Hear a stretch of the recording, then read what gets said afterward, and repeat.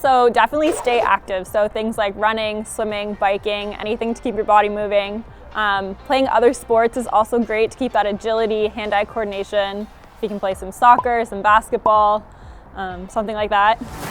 So start to think about tryouts as soon as you can. Think about, what things you want to show at tryouts, how you're going to behave, what preparation you can do, mental preparation, thinking about drills you might have done in the past. If you know that they're often going to do these types of drills, think through those. What skills do I want to display? Make sure you're eating, resting, doing those things you can control, because when it comes to tryouts, you don't have a lot of control, but do the things you can to prepare yourself. Maintain your fitness level. That's what's great about spring tryouts. You're getting off a season, so you should be at your highest fitness level. I always tell athletes, Ringette doesn't get you fit. You have to be fit for Ringette.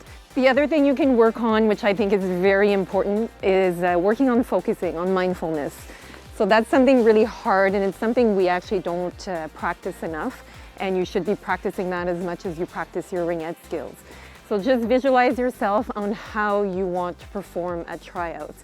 And you have to do that often, and you can't just pull it off the day of the tryout.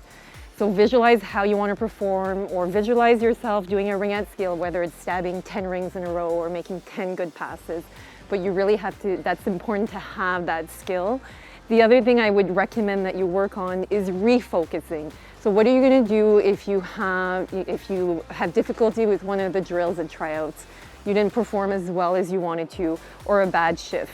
So that's called refocusing, and you have to find what works for you. Personally, I've played Ringette all my life, and I continue to play, and when I have a bad shift, I take a deep, slow breath when I get on the bench, and then I shake it off, and then I have a better shift the next time. So the first two releases are when we look for the raw skills, so things like skating, shooting, passing. If you're not able to keep up, that's going to be really obvious. So really highlighting those skills that you have. So in the first two tries, we're looking for outliers. We're looking for people who stand out from the crowd, either in a positive or a negative way. So you want to make sure that, if you're missing a spear, that you're not missing 5. You want to fit in the middle. You want to make sure that you're with everybody else who's performing at that level. Coaches, evaluators, we usually look at basic Ringette skills. The most important one for me, and I think most coaches, is skating for Ringette. So I'm looking for strong, powerful, agile, fast skaters.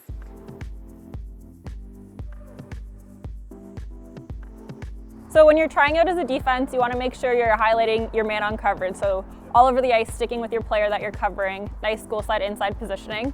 You want to showcase your physicality in the triangle, so keeping players to the outside, being aggressive. You want to use your speed, skating the ring out. That gets noticed a lot.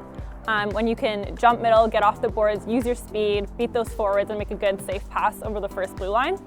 So from a defense, we want to see that you're protecting our zone. We want to make sure you're playing positionally within the triangle. You're not overcommitting and creating lanes for attackers to get right in front of our net. We want to make sure you're carrying the ring out of our zone, getting to the middle, making quality passes over our blue line. We want to make sure when their team is breaking out that you're covering. We want to make sure that you're picking up your goal side, you're tight on your man, you're creating turnovers if there are opportunities without overcommitting, and just holistically controlling the pace of the game from a defense perspective out. In a defense, I'm looking for someone that plays the triangle very well. So good positioning in the triangle and very aggressive in the triangle. You should never be stationary in a triangle. You're always moving, you're in an athletic position. You're aggressive, but you're always legal when you're aggressive. I look at going for those 50-50 rings, okay? If you see a loose ring in the corner and you're a D, go for it, okay? Obviously try to come out with it, but don't be a timid D in the triangle at tryouts. We're looking for aggressive, good positioning.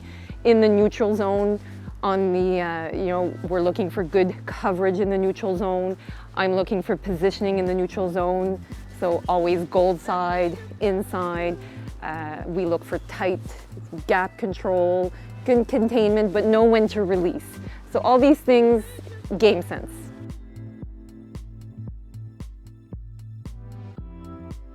As a forward, you want to highlight your decision making with the ring, smart decisions in the offensive zone, whether that's going to the net when you have the opportunity, making a smart pass to someone who's in a better spot to score than you are. You really want to highlight your defensive responsibility. So a good forecheck, being goal side inside on that player that you're forechecking.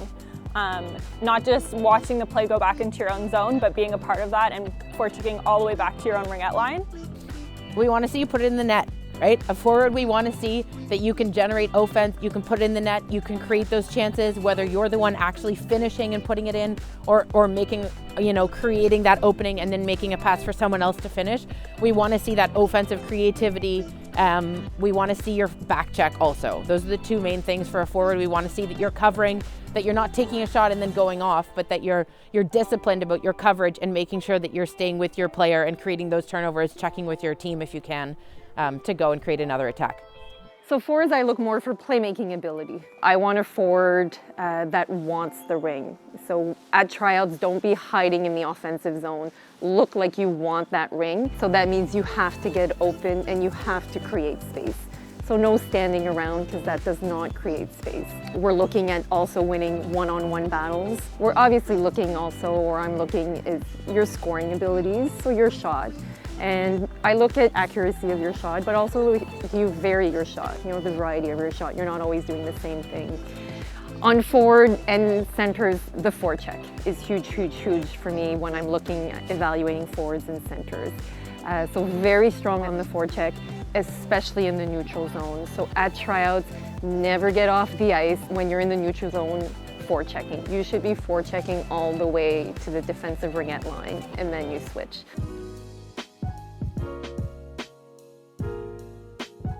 So as a center, you want to show that you can play all over the ice. So that's, again, in the triangle, being strong and physical. In the offensive zone, making smart decisions, setting up good plays, taking shots when they're there. You want to show composure, really being that player that settles the game all over the ice, knows what's going on. As a center, we're looking for smart players who are able to play both sides of the ice, who are defensively responsible. Centers, we want you to control the pace of the game in both zones, right? We want you to be at the top of the triangle, working with your defense to not create holes, putting pressure on that ring carrier as they come across the top so they don't have quality shooting chances, carrying the ring out of the zone and through the neutral zone with strength and power and helping to create those rushes into the offensive zone, and then also contributing to the offensive attack. Center is a hard position, so I'm really looking at transition. For me, the center is probably the player that sees the ice the best. You've got to switch from offense to defense quickly. So I'm looking for a center that picks up their man in the neutral zone, that has good coverage, just like their defense. So goal side, inside. And positioning in the triangle, again, I want an aggressive center. I don't want a center that's standing still and hurt you, the 50-50 rings, that she goes for it. I want a center that can move the ring up ice, whether that's with passing or skating. I'll be looking for that. And then, of course, in the offensive zone, I'm looking for the same thing as the forward, playmaking abilities and creating space and making good passes and shooting.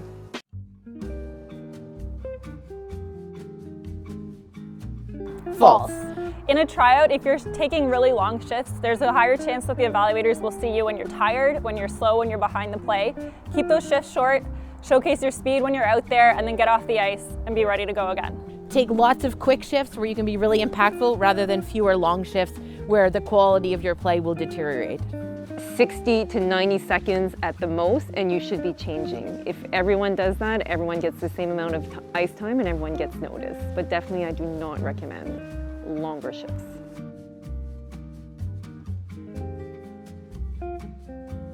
False. Evaluators will notice if you're hogging the ring.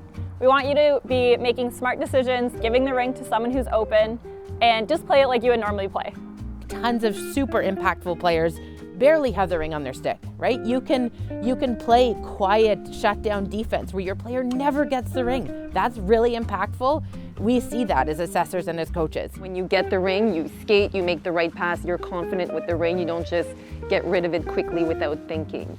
But I would not be selfish with the ring. If there's a pass to be made, you make that pass. You don't keep the ring for yourself.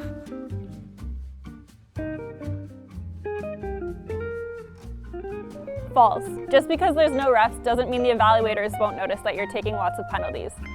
Don't be reckless, just play smart, play aggressive, but be in control. Play the style of ringette that you are confident at and that you are best at, so that we see the best you. So definitely you have to be aggressive in tryouts to get noticed, especially when we're near the end and we're between a couple of players. But in Ringette, you always have to play legally.